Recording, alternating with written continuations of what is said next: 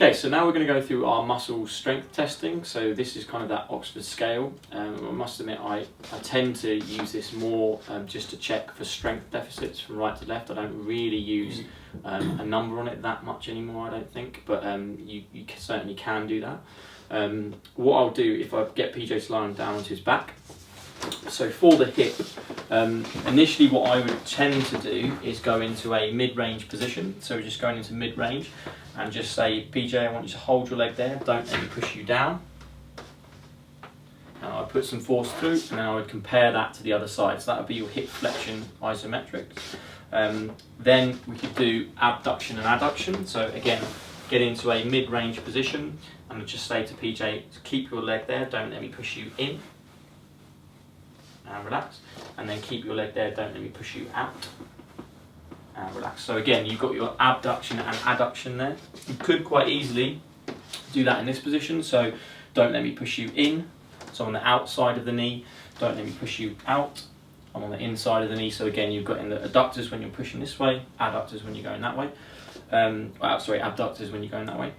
So also with this, what we can do is through range. So if you find that someone has a problem at a certain point in the range, then you may want to test the strength at that specific point. So again, and also through range. So you could as well say, I want you to allow me to push you down, but just check for strength as you go through the range of movement. Or the other way of doing that is, I want you to pull up into towards your chest, so allow the knee to bend, PJ, and bring your knee towards your chest, and I'm just checking for that strength through the range of motion all the way to the top. Keep going, keep going, keep going, and relax. Same thing with abduction and same thing with adduction. So again, you'd go out, so if you're doing adduction, come out into an abducted position, put some resistance, but you're not going to completely stop them, and say, PJ, I want you to go through that range of motion towards the middle. So pull in towards the middle, pull in, pull in, pull in, all the way across as far as they feel they can, and relax. And then from that extreme adducted position, same thing with the abductors, push out all the way, keep going, keep going, keep going, keep going, keep going, keep going, and relax. And then obviously at any point along there, you could then quite easily stop and assess at that particular range if you were interested in that. So that's the two ways we can do that, through range or isometry. I tend to use more of the mid-range position, to be honest with you. And the last one, obviously, for the hip is extension. So if PJ could get you onto your front.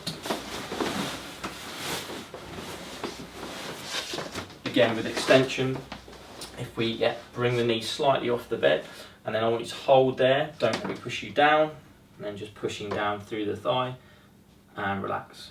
And then again, you're just seeing whether they can hold, checking left versus right. So is there a weakness on one side compared to the other that you then might want to train or strengthen up during your treatment program or as part of your treatment program.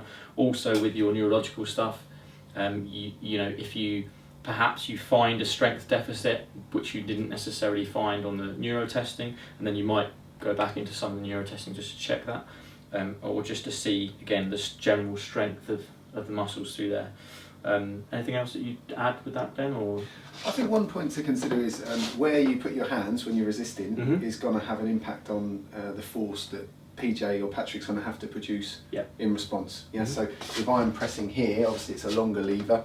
I'm going to need less force to overcome his muscle than if I'm pressing here.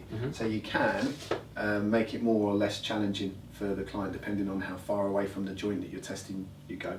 If you think of it that way.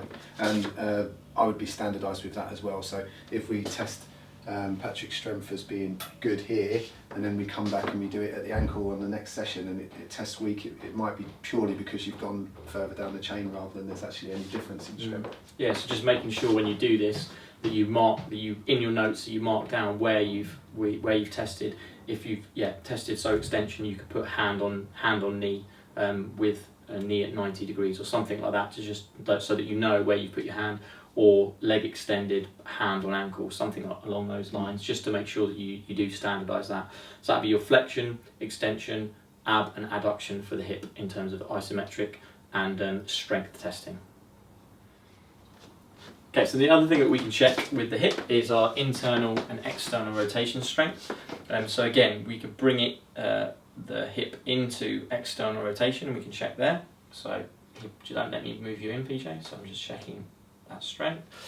And then bring the hip into internal rotation, hold there, PJ, don't let me bring you in.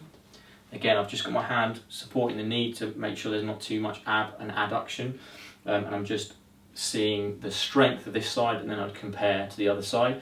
You could go through range as well, so taking them out into internal rotation, and then if you push across, PJ, all the way, keep going, keep going, keep going, keep going. I'm just checking the strength through the range of motion, and the same thing pushing out, keep going, keep going, keep going, keep going, and relax. So then again, same thing, just checking that strength through the range on that side, then I'd check the other side and just compare the two sides and see whether there was any difference in terms of that muscle strength for internal and external rotation.